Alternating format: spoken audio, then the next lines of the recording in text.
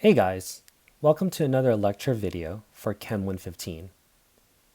In previous discussion of acids and bases, we learned that there are a whole bunch of substances that can either act as an acid or act as a base under the Lewis and Bronsted definition. In this video, you will learn how to qualitatively predict if the ions of soluble salts affect the pH of the solution. And if so, will the pH of the solution become more acidic, basic, or neutral? This topic will be broken into two lecture videos. So after you watch the first part, feel free to take a break and watch the second. Also, feel free to pause or rewind the video to take notes. Now, before we start talking about the details of this topic, I want to take just a small moment of your time to review some background concepts so everyone has the same foundation moving forward. And so the first concept that I want to review is the idea of salts. What are ionic salts? From the first semester of general chemistry, we defined salts or ionic salts as any substance that has a metallic element to it, and it's ionically bonded to another element that's considered a nonmetal. So basically, if you have a chemical formula and you've identified that the first element that you see is a metal, and the second element that you see is a nonmetal, then you have an ionic salt. More broadly speaking, metals are typically positive in charge. So they're the cations in a chemical formula. And nonmetals are the anions in a chemical formula. So I'm just going to go ahead and put a positive charge for cations because we love cats. And I'm going to put a negative charge over anions because we really do not like ants in our food during the summer. And so what we're going to do is we're going to understand what we're trying to address in this topic. So for example, if we have an ionic salt, and the most common ionic salt is sodium chloride. So if we have a crystal of a sodium chloride, we're going to go ahead and dump it in this beaker filled with water. And so when we place the solute sodium chloride in this water, we're going to go ahead and stir the mixture. So this is a glass stir rod or a spoon, if you want to do a spoon. And what's going to happen is that these little crystals that represents the ionic compound sodium chloride, they are going to dissolve, allowing sodium ion to separate from Cl-, from chloride ion.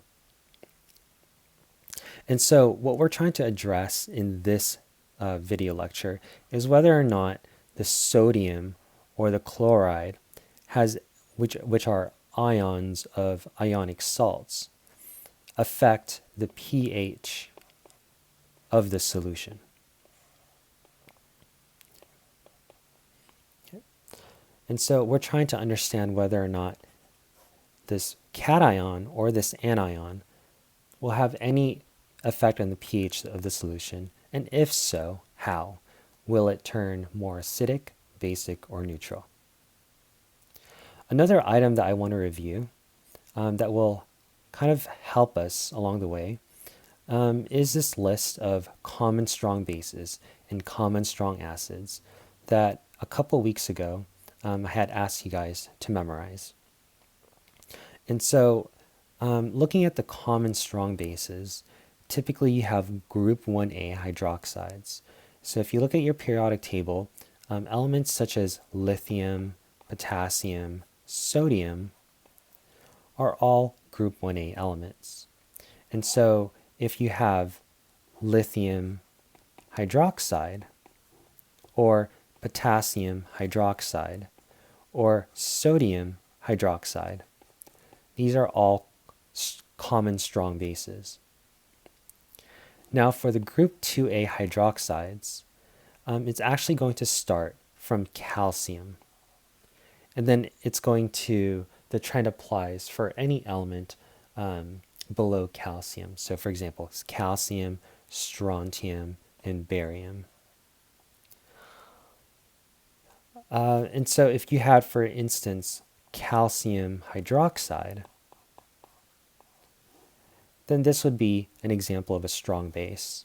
If you had strontium hydroxide, that's also another example of a strong base. And barium hydroxide, that's also an example of a strong base. So notice I'm putting a subscript 2 because the charge of these cations is 2 plus.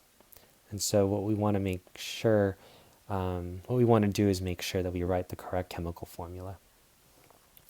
And so last but not least, the common strong acids. So these three are the common strong acids for the halogens: hydrochloric, hydrobromic, and hydroiodic acid.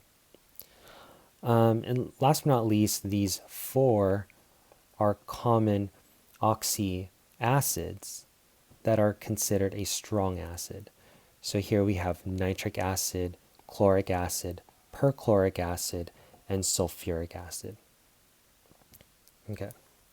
So now that we have reviewed some of these concepts, these foundational concepts, let's go ahead and move forward with this lecture. And so what we're going to do is we're going to talk about 6 rules on how to predict whether or not the ions of an ionic salt is going to affect the pH of a solution. And we're also going to predict how it will affect the pH of the solution.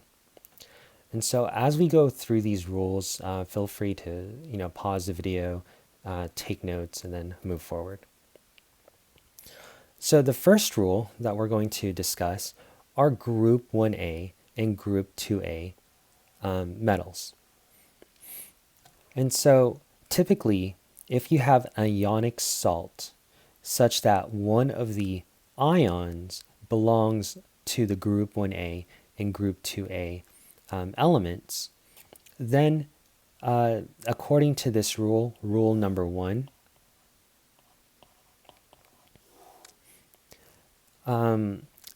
if these metals are if these ionic metals are present in water, they're basically not going to affect the pH of the solution. So we're going to say that it's quote unquote neutral. Okay? So we're just going to go ahead and understand that group 1A and group 2A ions do not affect pH of the solution. Okay. And this solution that I'm referring to is this concept where we have water as our solvent, and then we place some crystals of that specific ionic compound. And if you mix it, since we have a solute and a solvent, then we have a solution. Okay. All right, so the next rule, rule 2, describes that conjugate acids of weak bases can affect the pH of the solution. So let's go ahead and explore what that means. So conjugate acids of a weak base. So an example of a weak base is, let me see here, let's just say a common weak base is NH3. Okay.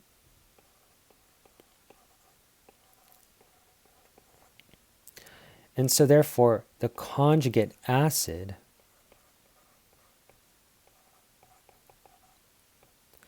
of this weak base is NH4 with a positive charge.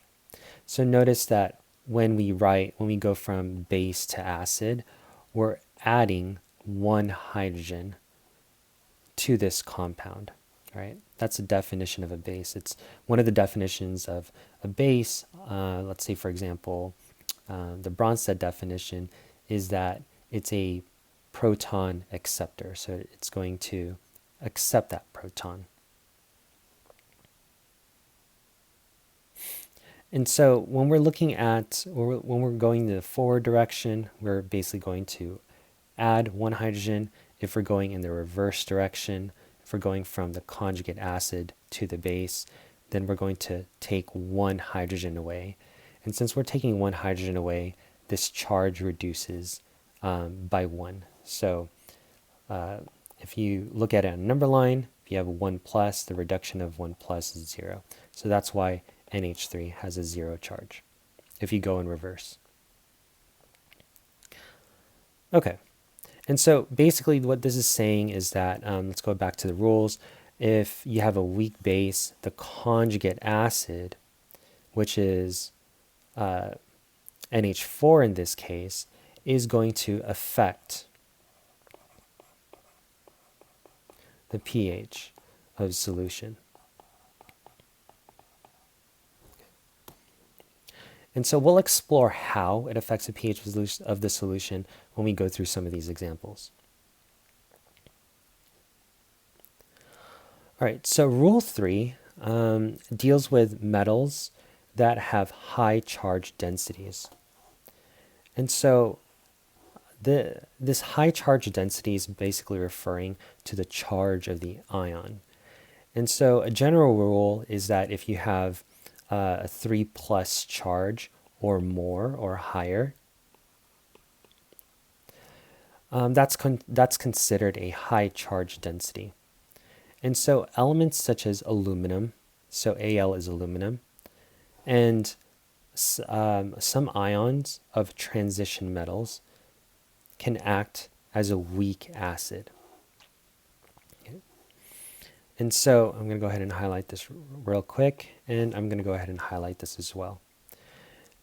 And so in summary, rule 3 is telling us that if you have a metal with a high charge density, or if you have a transition metal that also has a high charge density, it's going to act as a weak acid. And so if it acts as a weak acid, we can go ahead and assume that it's going to lower the pH. In other words, it's going to make the solution more acidic. Okay.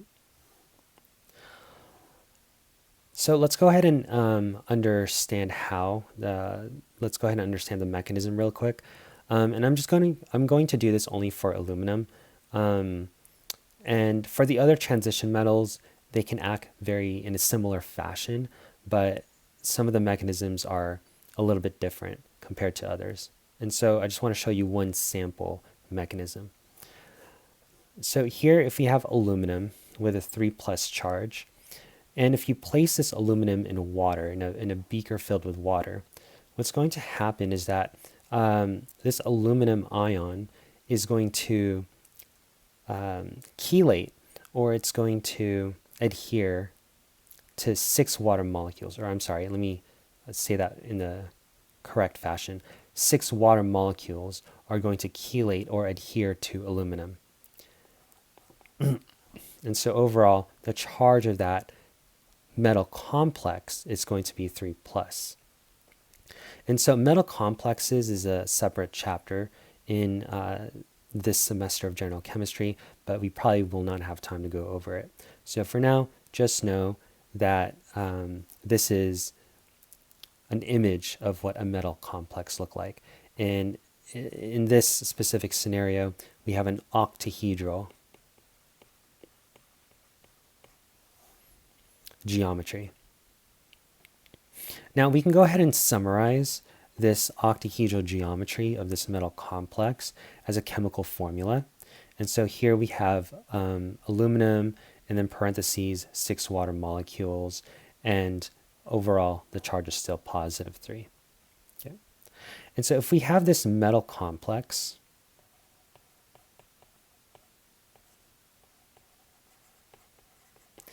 and it interacts with another water molecule, another solvent, another water molecule from the solvent.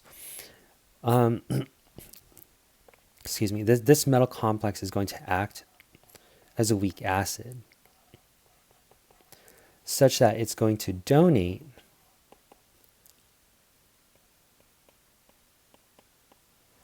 one proton to the water molecule, producing a conjugate acid.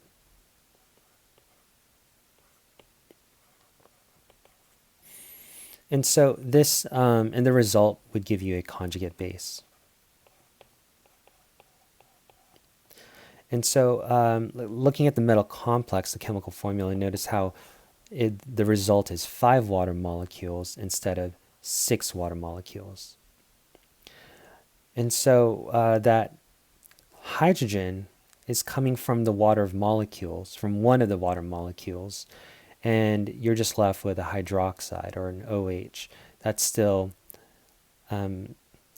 adhered to its essential metal, which is aluminum in this case. And so since we produce a conjugate acid, and since this conjugate acid is specifically a hydronium,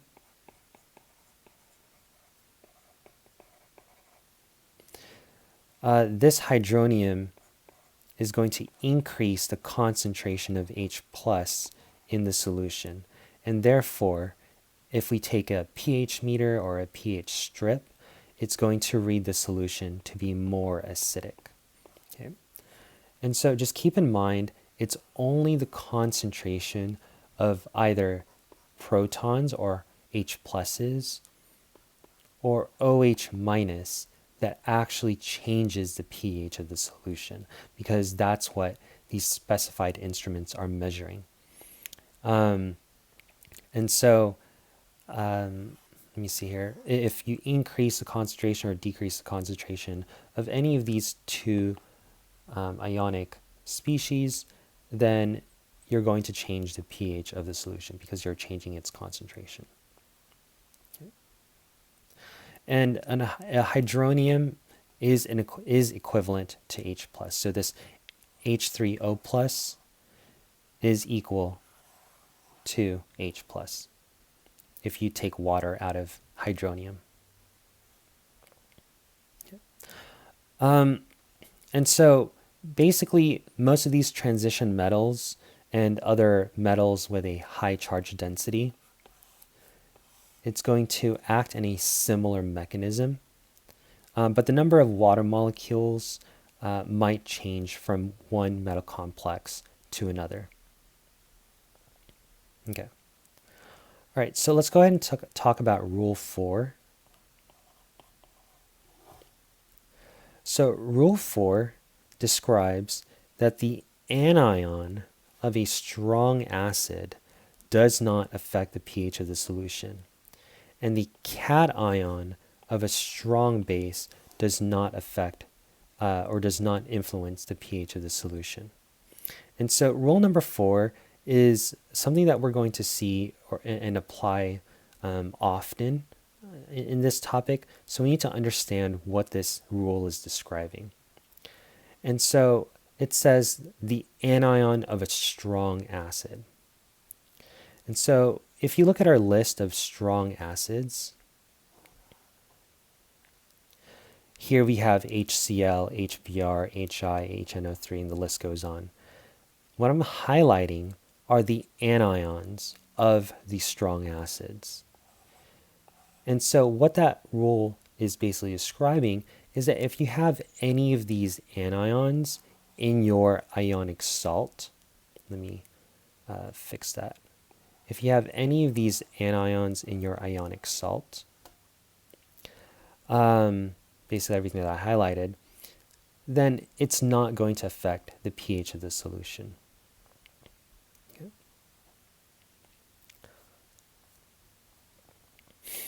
And so if you were to take a look at the second sentence describes that the cation of the strong base does not influence the pH of the solution. And so here's a list of the common strong bases, and it's basically saying that the cation of the strong base does not affect the pH of the solution. So everything that I'm highlighting here are cations. And currently, they're paired up to a hydroxide, making them a strong base. And so any elements that I listed on this, or I'm not listed, any elements that I highlighted on this screen, it's, according to Rule 4, it's basically telling you that they do not affect the pH of the solution. And so the reason why is because we can go ahead and understand this concept by thinking about the equilibrium constant, the ionization constant, for example, of the acid. And so if we have hydrochloric acid, since it's a strong acid, its Ka is far, far greater than 1. That means that when you place this in solution, the arrowhead really just points one way, where you have H plus and Cl minus. And there's very, very little, the rate of the reverse reaction is very, very small. So small that it really wouldn't make any significant contribution. In other words, there wouldn't be a lot of HCl being reformed. And any HCl that is reformed is most likely going to separate once again into H plus and Cl minus. And so this is telling you that Cl minus, once it's separated from hydrogen, it's kind of okay on its own, and it doesn't really want to interact with anybody else. And so that's just like a quick generic explanation of why the anions of common strong acids do not affect the pH of the solution. Okay? And so we're specifically looking at Cl minus. Okay? And so the same can hold true for common strong bases. So if we have LiOH, since it's a strong base, we know that the Kb is far, far greater than 1. And so if the Kb is far, far greater than 1, then we know that the forward reaction, if you will predominate over the reverse, such that at equilibrium, we have more of the products than the actual reactant. And so this is telling you that the lithium ion is just kind of okay on its own. It doesn't want to go back and reform lithium hydroxide. Okay. And so one way to think about this is that these two ions that I've kind of circled are like spectator ions. Okay. So let's go ahead and look at rule number 5. Conjugate bases of weak acids can affect the pH of the solution. And so in this specific rule, we're looking at the conjugate base of a weak acid. One example of a weak acid is HClO. Okay? So ClO is a derivative of chlorate, and since chlorate is ClO3, and in this form, we're missing 2 oxygens, we would say that this is hypochlorite. And so if it's an acid, then this compound is going to be named hypochlorous acid. And so hypochlorous acid is an example of a weak acid. And so rule 5 is basically describing that if you have a conjugate base of a weak acid, then it can affect the pH of the solution. And we'll go ahead and understand how when we come across an example. And so if this is the weak acid, then the conjugate base is going to be ClO minus. And so it is ClO minus, it's this conjugate base that can affect the pH of the solution if it is present as an ionic salt. And so please remember that we're only focused on this specific portion, the conjugate base. And so it's if the conjugate base is present, if ClO minus is present in your ionic salt, then that ClO minus can affect the pH of the solution. Okay. And once again, we're going to go ahead and look at some examples a little bit later down the line. And so the last rule, Rule 6, it's going to basically, it's basically telling us that if both the cation and the anion affect the pH of the solution, then to determine whether or not the solution is going to be acidic, basic, or neutral, we're going to have to look at their Kas and Kbs and compare them against each other. And so if the value of the ionization constant for the acid is equal to the ionization constant for the base, if Ka is equal to Kb, then that's telling us that the relative strength of the cation and anion is equal. And so therefore, the pH will remain neutral. If the ionization constant for the acid, Ka, is greater than Kb, that's telling us that the acidic component, if you will, is stronger. And so therefore, the pH will be acidic. In other words, there's probably going to be more protons that's going to be given off by that specific compound, just because its Ka is much, much larger than the Kb. And once again, in reverse, if the Kb is far greater than the Ka, then basically the pH of the solution will be predominantly basic. And so we're going to go ahead and take a look at Rule 6 in the next video. All right. So these are all of the 6 rules that we're going to be using to basically predict whether or not an ionic the ions of an ionic salt is going to change the pH of the solution or whether or not it stays the same. Okay. All right, and so we're going to go ahead and go through some class examples. All right, so we're going to determine if this ionic salt, when placed in water, affects the pH of the solution. If so, is the expected pH acidic, basic, or neutral? And so this is the question that we're always going to ask ourselves for this section in the chapter. And so if we have sodium chloride and you place it in water, will it affect the pH? And so just to make sure that you guys kind of conceptually understand or visually understand what's going on, I drew this picture.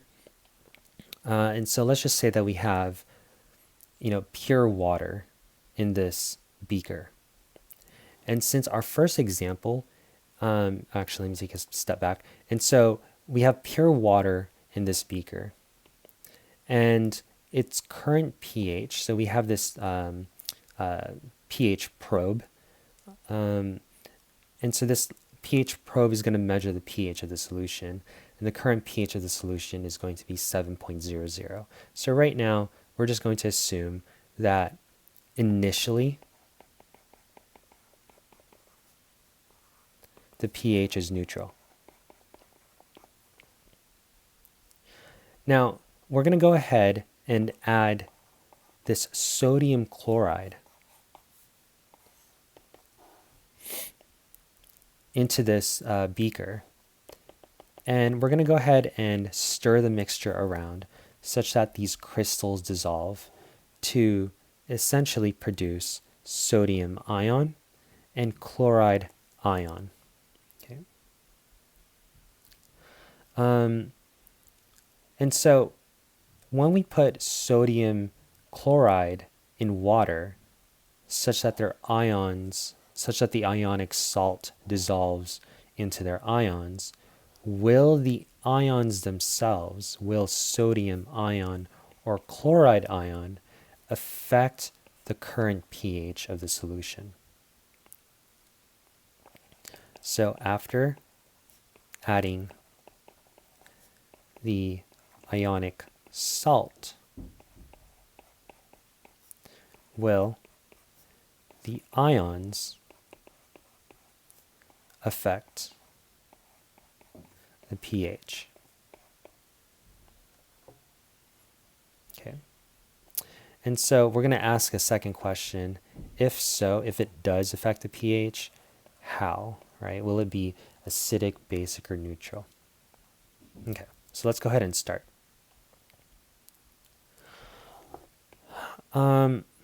So we have this sodium chloride, and once again, we're going to go ahead and place it in water.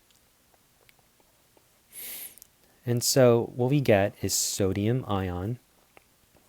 And so since now it's in water, it's going to be aqueous. And we get chloride ion. And they're just basically separated. And so to address this question, we're going to look at each product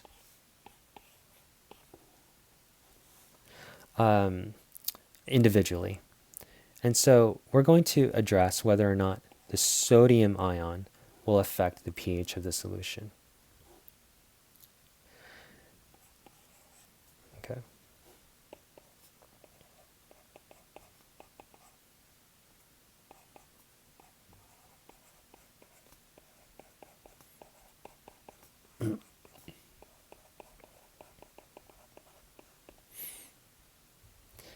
And so to answer that question, we're going to go ahead and look at our rules.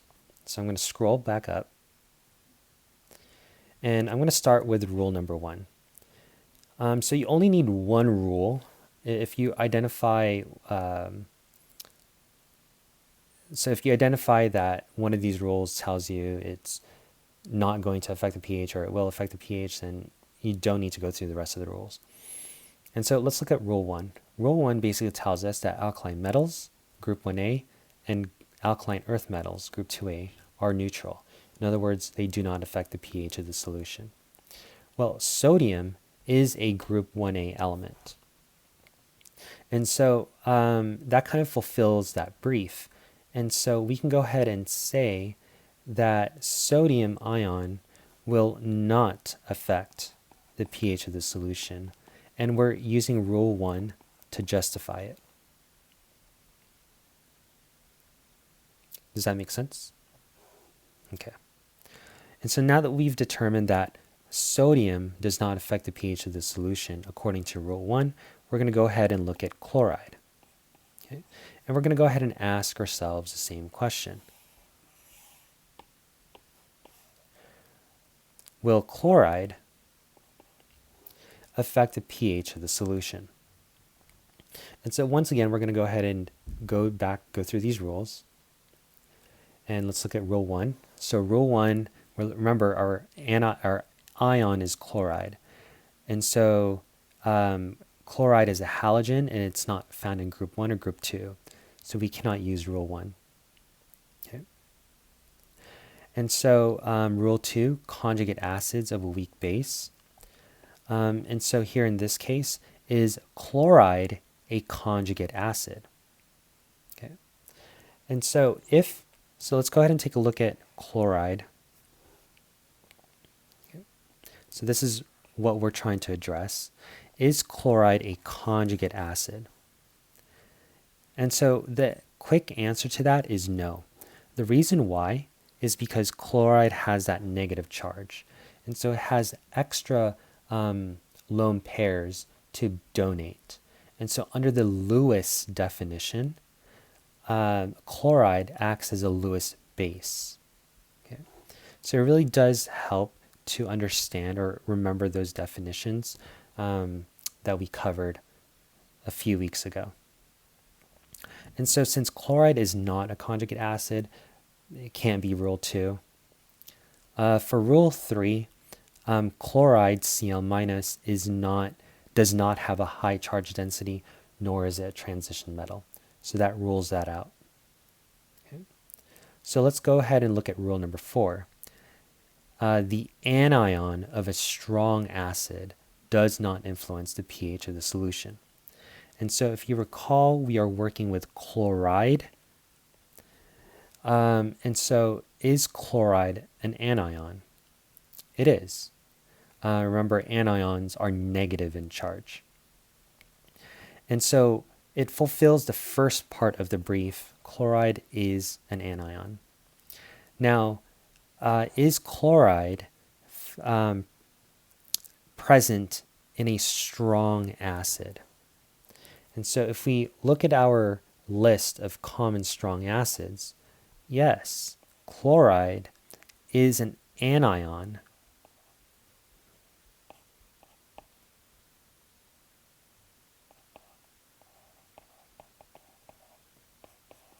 of a strong acid. And so, matter of fact, it does fulfill that brief. And so since chloride is an anion, and it's an anion specifically of a strong acid, therefore, according to rule 4, it does not influence the pH of a solution. I'm going to go ahead and just erase this for now. Oops. And so the answer is no. Okay. And we're using rule 4 as our justification. And so since sodium does, according to rule 1, does not affect the pH of the solution, and according to rule 4, chloride does not affect the pH of the solution, then therefore, when we add sodium chloride to this beaker filled with water, the pH meter should read neutral. Okay, and so the pH is predicted to be neutral if we add NaCl in water. Okay, so hopefully you guys understand my train of thought in that logic. So we're going to go ahead and work through another example. And so in this example, we are going to still address the same set of questions. And so our ion in this case is going to be Ki, or potassium iodide. Let me go ahead and move this up. Okay. And so what we're going to do is very similar to the first example. We're going to have this beaker and it's filled with water. We're going to stick in a pH probe, and let's just say that the pH of the solution is currently at 7.00. And so what's going to happen if we add Ki, or potassium iodide, to this beaker filled with water? Will the pH of the solution change?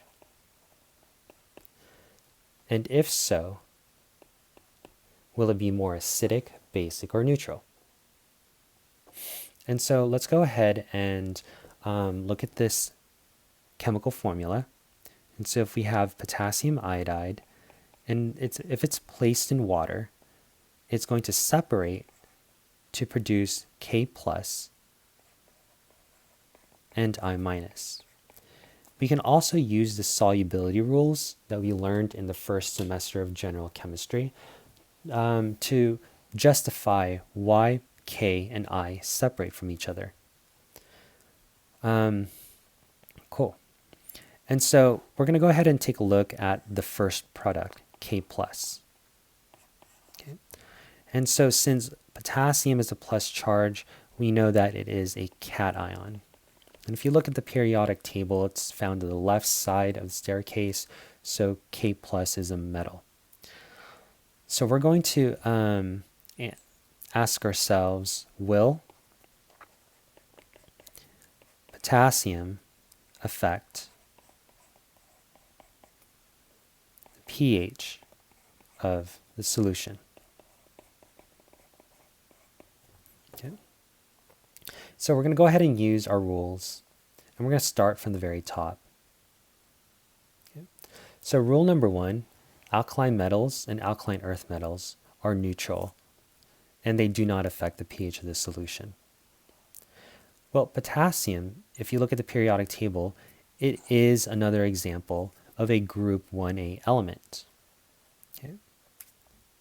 And so since potassium is a group 1A element, it already fulfills the brief for rule number 1. So we don't have to go through any other rules. We can just go ahead and say, no, potassium will not affect the pH of the solution. And so now that we've come to that conclusion, we're going to go ahead and look at the second product, which is iodide. And so iodide, since it has a negative charge, it's an anion.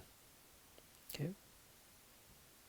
And so let's go ahead and just categorize it for now. Since there's a negative charge on that anion, it can act as a Lewis base, okay, if it needs to. Or actually, we're going to see if it can act as a Lewis base. All right, so let's go through the rules. Rule number 1, iodide is not group 1, group 2, so we can go ahead and skip that. And so here, iodide, I minus, is iodide a conjugate acid of a weak base? And so since iodide is a Lewis, since it has a negative charge, it quote unquote falls under the definition of a Lewis base. And so therefore it is not a conjugate acid. So it's not rule 2. Rule 3, iodide does not have a high charge density, nor is it a transition metal. And so let's go to rule 4. Rule 4, the anion of a strong acid does not affect the pH of the solution. And so iodide, or I minus, is an anion. So we want to check if this anion, iodide, is also present in a strong acid. And so if you were to look at our list of common strong acids, absolutely. And so since iodide is found, since hydroiodic acid has iodide in it, and since hydroiodic acid is a strong acid, then it fulfills that brief. So here, since iodide is an anion of a strong acid, Hi, therefore it does not influence the pH of the solution. So I'm going to go ahead and erase this to make sure that it doesn't overlap with another future problem. And so based on what we've discussed, so let's just say here, rule 1, that was our justification. So based on rule 4, I minus will not affect the pH of the solution. Okay. And so since I minus doesn't affect the pH of the solution and K plus does not affect the pH of the solution, then let's go ahead and answer the question, will the pH change if we add potassium iodide in water? And the answer is no. The pH will not change, so it will still stay neutral. Okay, so hopefully that makes sense. Let's go ahead and take a look at our next example. I'm going to move this up.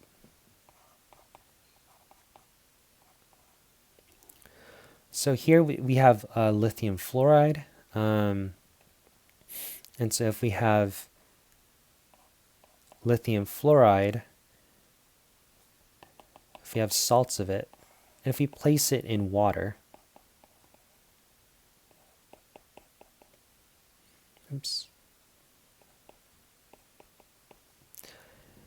the crystals will dissolve to form the lithium ion and the fluoride ion. And so if the original pH before we added the lithium fluoride into this beaker filled with water was 7, will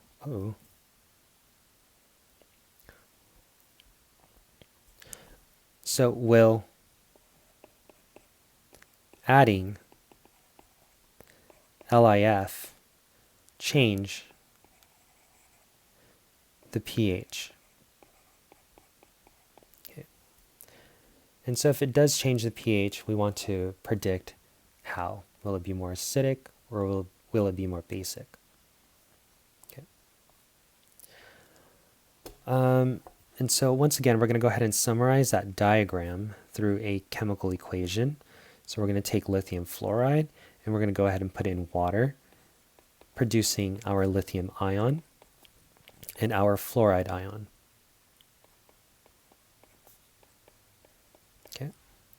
And we're going to go ahead and look at the first product. And we're going to ask ourselves, will lithium affect pH of the solution? And so we're going to go ahead and scroll up once again, and we're going to look at the rules, starting with rule 1. And so lithium, if you look in the periodic table, it is another example of a group 1A. Okay. And so since it fulfills the first, since it fulfills the brief of the first rule, then we don't need to look at any other rules. We know that it's not going to change the pH of the solution. And so we're going to go ahead and answer this question. So will Li affect the pH of the solution? So the answer is no, and we used rule 1 to justify. Okay, and so now we're going to go ahead and take a look at fluoride, F-. And we're going to go ahead and ask ourselves the same question. Okay. Will fluoride affect the pH of the solution? So to answer that question, we need to scroll up once again. We're going to go ahead and take a look at the rules. And so fluoride is a halogen, so it's not group 1A, group 2A. So we're going to skip to rule 2. And so rule 2, conjugate acids of weak bases can affect the pH of the solution. And so when we're using rule 2, we want to determine if F- is identified as a conjugate acid, or just in general, is can F- be identified as an acid? And so the answer to that question is no. There's that negative charge on fluoride, and so technically it can act as a Lewis base. Since a base is not an acid, therefore you cannot use rule 2 to make that justification. F- is not a transition metal, nor does it have a high charge density. And so we're going to go ahead and move on to the fourth rule. And so we're going to look at the anion of a strong acid. And so F- is an anion. So we're just going to go ahead and place that here as a placeholder, if you will. And we're going to determine if F- is found in the list of common strong acids. And so if I scroll up, notice that F minus, or just the letter F, is not found on the list of common strong acids. And so therefore, even though it fulfills the first brief, the fact that F minus is an anion, it does not fulfill the second brief. And so reading forward to rule 4, F minus is not a cation, and so it doesn't fulfill the second part of that sentence. And basically, since it doesn't fulfill the requirements, we cannot use rule 4 to determine whether or not F minus will affect the pH of the solution. So I'm just going to go ahead and erase all of this. Okay. So let's go ahead and look at rule 5. Rule 5, it says conjugate bases of weak acids can affect the pH of the solution. And so I'm going to go ahead and put F minus as a placeholder, just to remind myself, just to help me focus whether or not F minus is a conjugate base. And so remember, I mentioned that F minus, since it's negative in charge, it can act as a base. And so it doesn't matter which definition of bases you use. In this case, it's going to fulfill the Lewis definition of a base. Once you recognize that F minus is a base, it fulfills that first part of the brief. And we're going to see if F minus is a conjugate base of a weak acid. And so I only gave you guys a list of strong acids and strong acids and strong bases. And so basically, if you have a compound that's not on this list, we're going to assume it's already going to be a weak acid. And so if F minus is our base, then the acidic version of F minus is HF. And HF is not on that list of common strong acids. And so therefore, it does fulfill the second brief. HF is a weak acid.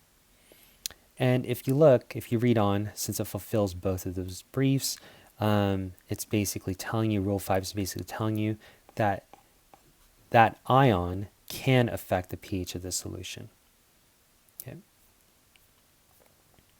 And so this is the first instance that we've come across an ion of a salt that does affect the pH of the solution. So I would say yes, and the justification is rule 5, just as a reminder. And so since it does affect the pH of the solution, we want to address how. How will it affect the pH of the solution? And for us to understand how, we need to understand the chemical reaction that's going to occur. Now, in this image that I drew, notice that there's only 3 substances that's present: lithium, fluoride, and water. And so lithium can either react with fluoride can either react with lithium, or it can react with water. Well, since we know that fluoride separates from lithium, it's the only other component that can interact with fluoride is water. And so we're going to write a chemical equation that takes fluoride ion as a reactant, and it's going to react with the solvent, with water. And so remember that F minus is going to act as a Lewis base. And I'm going to go ahead and just kind of erase this and expand water. And so if you look at the definition of Lewis base, it's a proton donor. I'm sorry, not a proton, a lone pair donor. And so it's going to go ahead and donate that lone pair. And so this water is going to act as our Lewis acid because it accepted that lone pair. And this bond, this covalent bond, is going to go back to oxygen. And the result of this reaction is going to form HF and OH minus. Okay. And so earlier I mentioned that there's only two substances that can affect the pH of the solution. Those two substances are H plus or H3O plus, aka hydronium, or OH minus. And so since we produce OH minus in our product, then it is this component that's going to affect the pH. And so yes, HF is a conjugate acid, but the actual chemical formula, HF, is not in the form that we would typically think of changing the pH, right? And so remember that a change in pH can only occur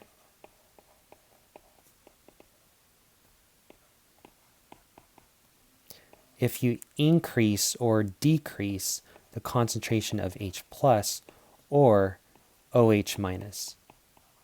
Since HF is not H plus and HF is not OH minus, then therefore we can go ahead and ignore this in terms of determining how it affects the pH. However, since we produce OH minus, then that's going to increase the concentration of our hydroxide ion in solution.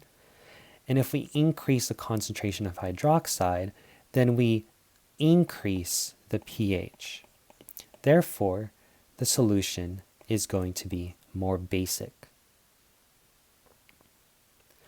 And so to answer this question, will adding LiF change the pH? Yes. F minus will increase the concentration of the hydroxide. Therefore, the pH is going to be greater than 7. And thus, the solution is predicted to be basic. So in other words, our solution is our pH is no longer going to be 7, it's going to be basic.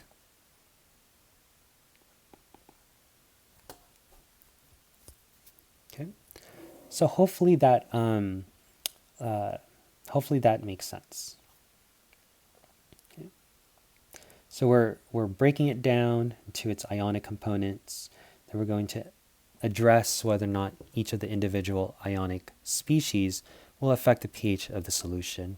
And if it does affect the pH of the solution, then we want to understand how. We want to predict, and we can do so by writing a chemical equation. All right, so let's go ahead and move on to another example. And so the more examples that we do, I'm hoping that you guys are starting to pick up the trend and how to predict whether or not the ions of salts are going to affect the pH of the solution. So here we have NH4Br. And so once again, we have this pH reader or pH meter. We stick the pH probe inside this beaker filled with water. And then what we're going to do is we're going to add NH4 ammonium bromide into this beaker. And if you check the solubility rules, we know that ammonium and bromide will separate. Okay. And so here, if we add this guy in water, we get ammonium, and it's going to be aqueous in state because now it's in water. And bromide, that's also going to be aqueous in state. Okay, so now that we have our components, we're going to go ahead and ask ourselves whether or not each individual component will affect the pH of the solution. So let's go ahead and talk about NH4 first. So will it affect the pH. And we're going to go ahead and use the rules once again to determine if it's going to affect the pH or not. So let me erase this lithium. So this is the reason why I was erasing what I wrote, just so I can keep on using these rules for future problems. All right, so since the ion in question is ammonium, we're going to see if ammonium fulfills rule number 1, and it doesn't. It does not. Why? Because it's not group 1A, nor is it group 2A. Okay, so we're done with that. Next, we're going to question whether or not ammonium is a conjugate acid of a weak base. So let's go ahead and put NH4 above this word. And so we want to make sure, we want to determine if whether or not NH4 can act as an acid. And if so, is it a conjugate acid of a weak base? And so since we have a positive charge, this positive charge lets us know that we have excess protons. And therefore, this compound NH4 plus can be identified as an acid. So it does fulfill this brief.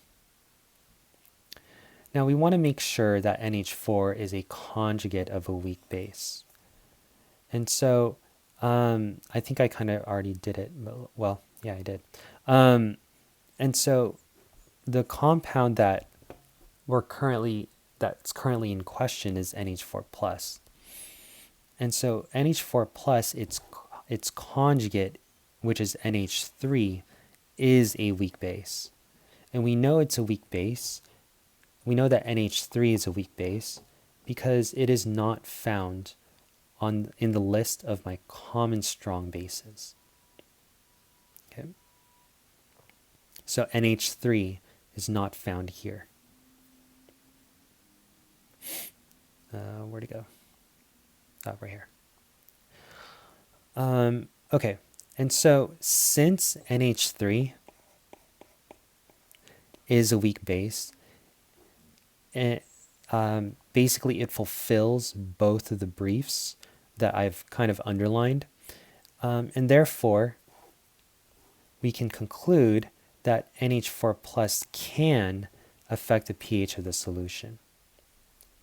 And so under Rule 2 justification,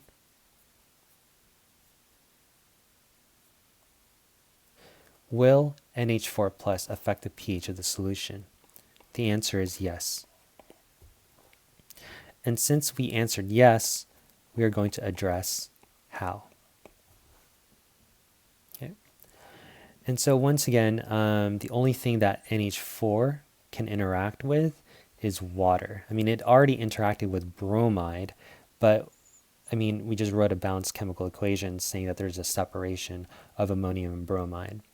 And so the only other possibility that ammonium can react with another substance is water. And so we're going to put in NH4 plus, aqueous, sure, plus water. Okay.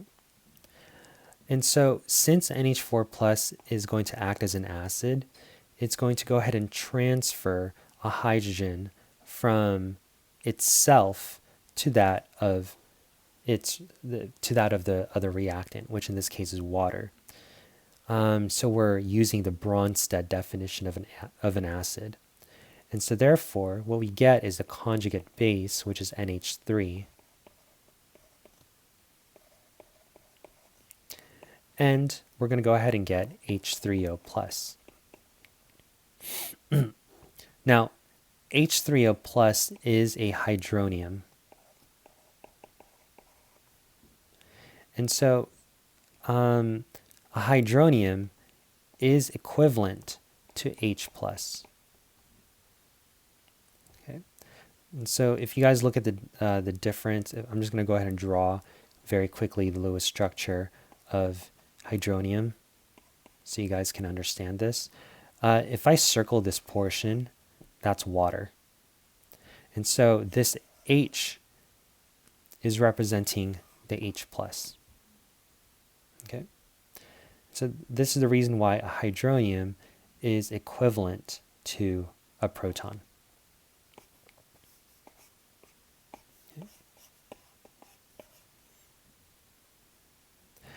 And so since hydronium is equivalent to a proton, and since this is a product and we're producing this, that's telling us that we're increasing the concentration of H plus. And if we increase the concentration of H plus, our solution is going to be more acidic. Therefore, the pH is going to decrease. Okay, and so NH4 plus will affect the pH of the solution. How? It will decrease the pH by increasing the concentration of H plus, making it more acidic. Awesome. So we've now determined how that ion will affect the pH of the solution, and now we're going to go ahead and focus on bromide.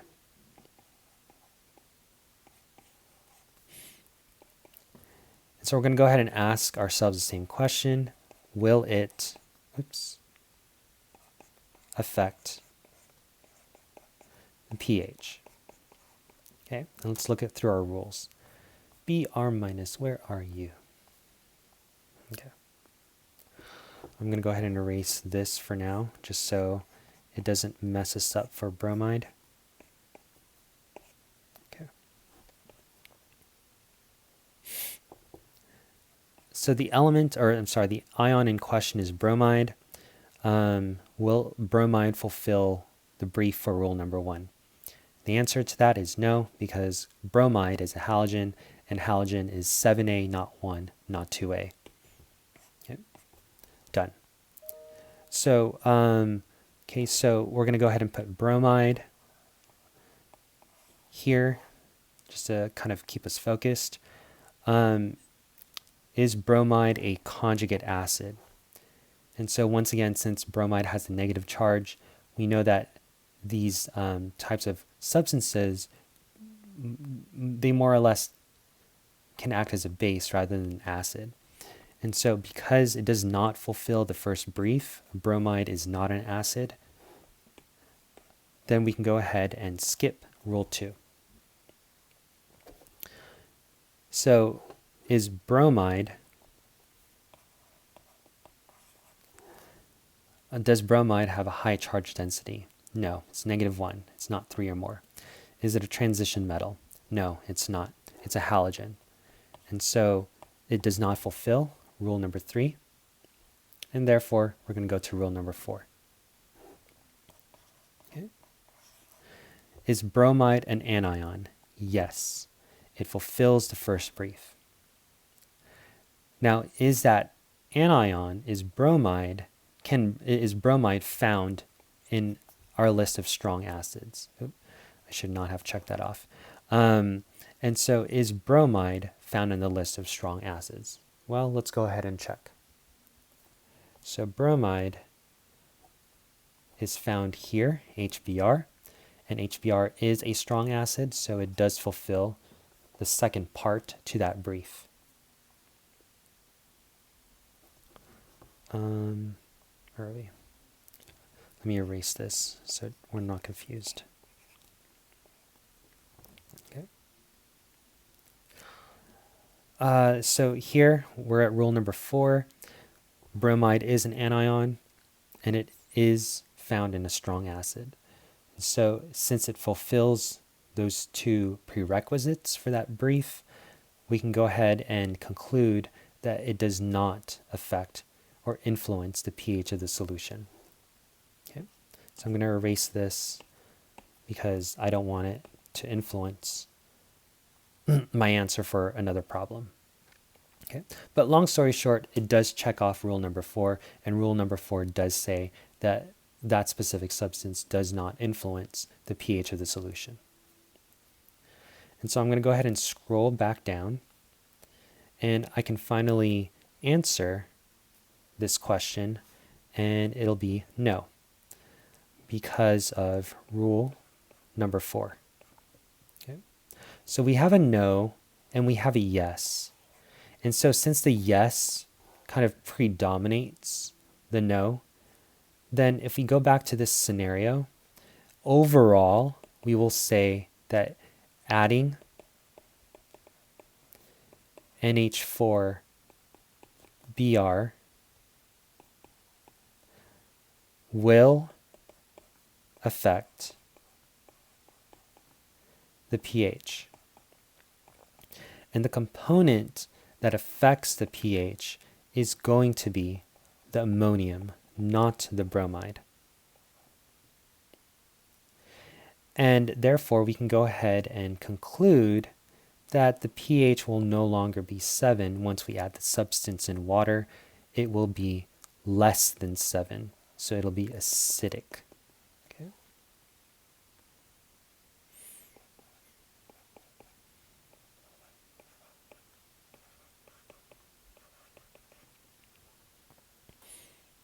And so we now have our prediction. And we're done with that problem. So hopefully you guys kind of understand how I'm tackling these types of problems. It's very methodical. So you guys have to go rule by rule. And you guys have to utilize your knowledge of what acids and bases are, what are your common strong bases, what are your common strong acids. So let's go ahead and go over a couple more. Yeah, I'm going to go ahead and go over a couple more, just 2 more, and then we'll call it quits for this video. And so here we have strontium cyanide, SrCN, and so this is going to be H2O. So we're going to place strontium cyanide in water. And so before we placed the strontium cyanide, the pH was 7. And so we're going to ask ourselves, after adding strontium cyanide, will the pH change? Okay. And so if you look at solubility rules, strontium is going to be soluble, and it's going to release 2 moles of cyanide. And so looking at our chemical equation, we have Sr2 plus, and we have Cn minus. And there's 2 moles of it, just to balance my chemical equation. Okay. All right, and so we are going to address whether or not strontium is going to affect pH of the solution. Okay. And so we're going to look at our rules. We're going to start from the very top. Okay. So the ion that we're questioning is strontium. So strontium is found in group 2A. So strontium is a group 2A metal, and since it's a 2A metal, it doesn't affect the pH of the solution. So therefore, based on rule number 1, we can go ahead and conclude that Sr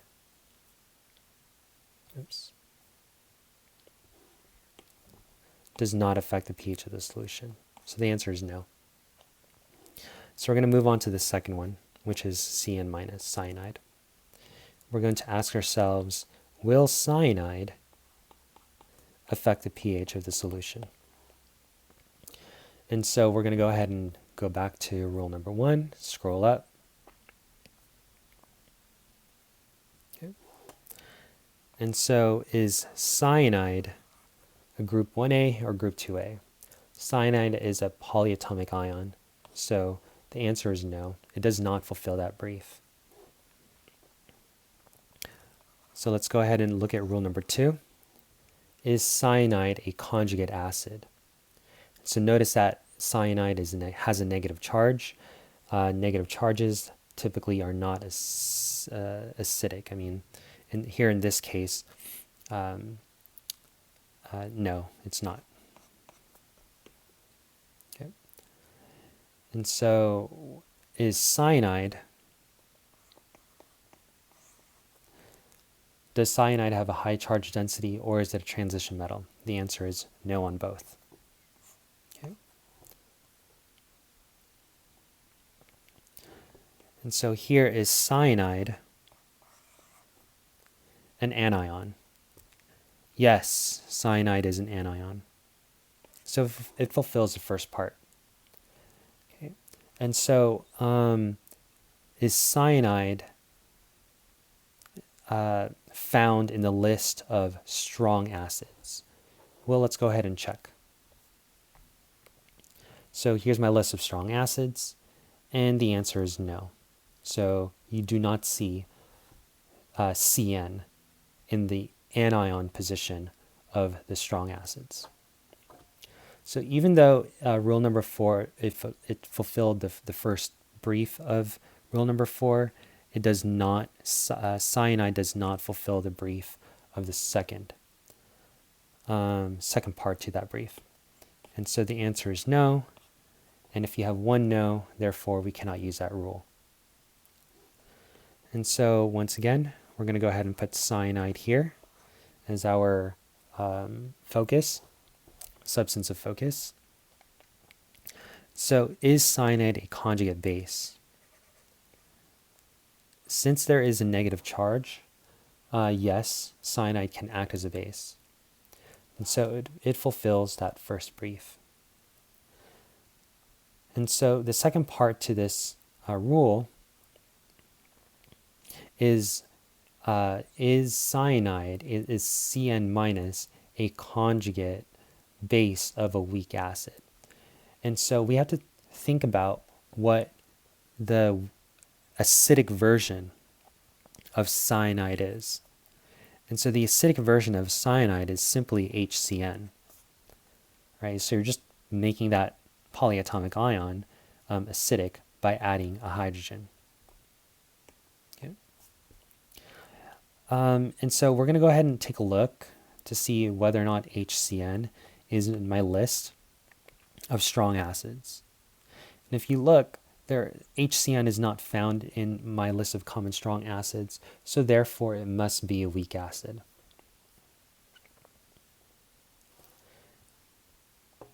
And so, rule number 5 fulfills both, so Cn minus fulfills both prerequisites for rule number 5. So therefore, we can conclude that Cn minus can affect the pH of the solution. Okay. Nope.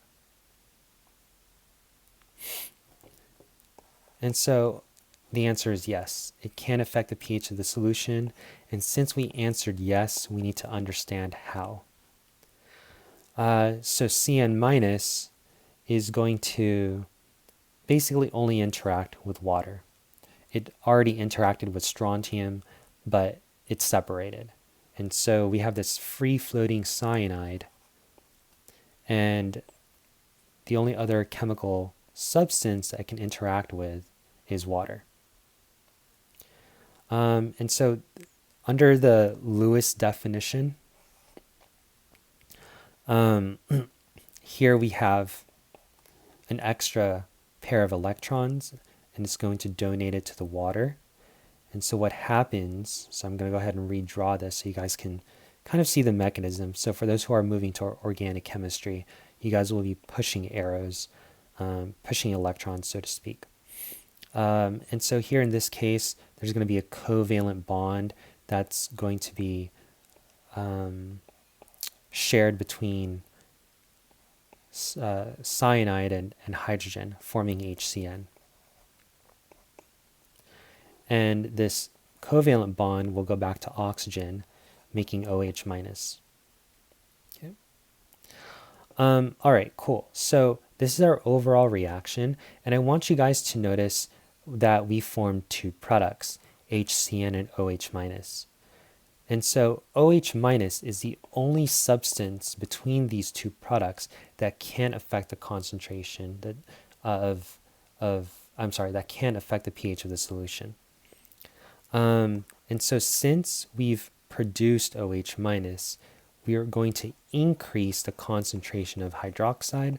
And if we increase the concentration of the hydroxide, then our pH is going to also increase. And if our pH increases, then that lets us know that the solution is going to be basic. And so I do want to remind you guys that yes, HCN is a conjugate acid. But in its current form, it really cannot affect, So remember that there are only two substances that can affect the pH of the solution, which is H plus and OH minus. HCN is not H plus. HCN is not OH minus. And so therefore we can, for now, exclude this compound. We'll revisit this when we talk about titration curves, but for the concept that you guys need to understand, for this concept that you guys need to understand, we're only going to be focused on OH minus because it will directly increase the pH of the solution. All right, and so overall, if we kind of, did I even? Nope, guess not. And so if you put in, what was my product? Oh, strontium cyanide. Oh no, I did. Okay, sorry. And so here in this case, if you put in strontium cyanide in this beaker filled with water, after adding the substance, will the pH change? The answer is yes. And the substance that's responsible for the change is Cn minus. And this Cn minus is going to increase the concentration of hydroxide, therefore making the solution more basic. And we know that if your pH is greater than 7, then the solution is basic. So here, your pH meter, after you stick in your pH probe, the value should be more basic. We don't know what that value is. We'll quantify it later on, but for now, we're just making a prediction. Okay. Cool. So one last example. Let's talk about CrCl3. And so visually speaking, we're going to take a pH probe, stick it in water. pH currently reads 7. And then we're going to go ahead and place CrCl3, chromium 3 chloride, into this beaker, and it's going to produce Cr3 plus and Cl minus. Okay, so we're going to summarize this picture through a chemical equation. So here we have CrCl3, put in water, we get Cr3 plus and 3 moles of chloride ions, and they're all aqueous. Okay, cool. So we're going to go through the same kind of scenario.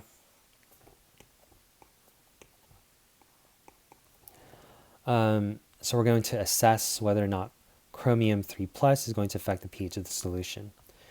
And so to do that, we need to go over our rules once again. So rule number 1, we have chromium 3 plus.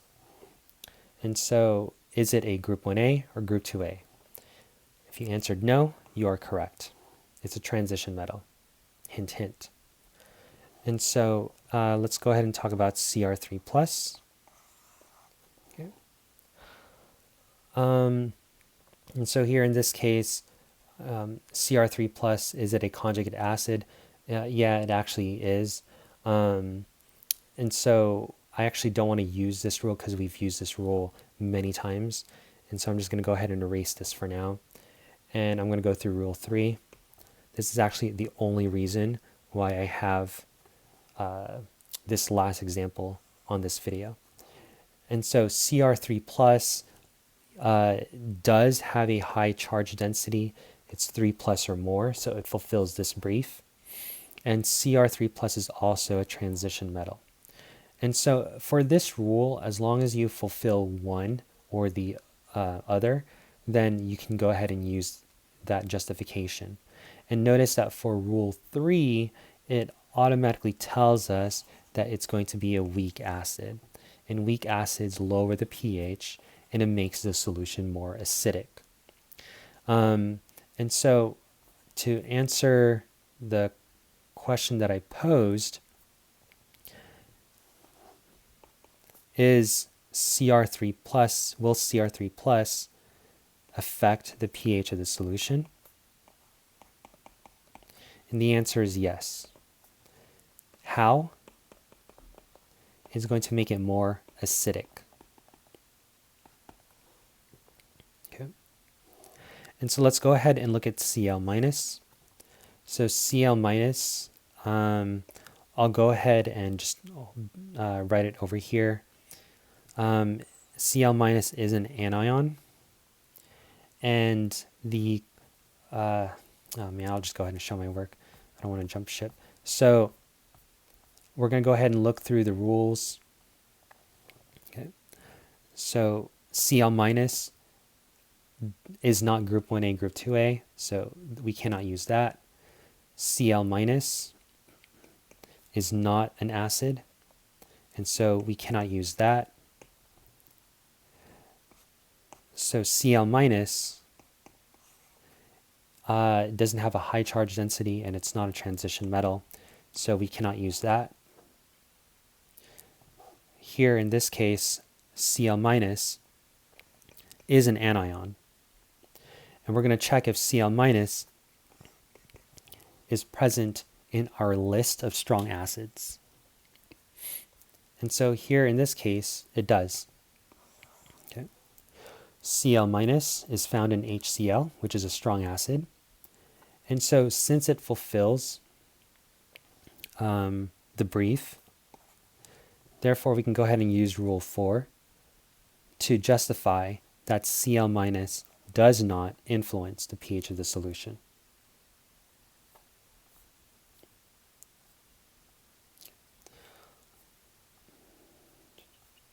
Okay. So will it affect the pH of the solution? No. And we used rule 4 to make that justification. However, since we did have one compound, since we did have one ion that affected the pH of the solution, we're going to go ahead and say overall that adding CrCl3 does affect the pH. And so the component that affects the pH is Cr3 plus. And it's going to increase the concentration of H plus, thereby making the solution more acidic. And if you guys were to talk about the pH is going to be less than 7. So we're going to decrease our pH from its initial state. And so therefore, when we add this ionic compound or ionic salt in water, the pH meter should read a value that's less than 7. So it's going to be more acidic. Okay. All right. And so that's pretty much it for this video.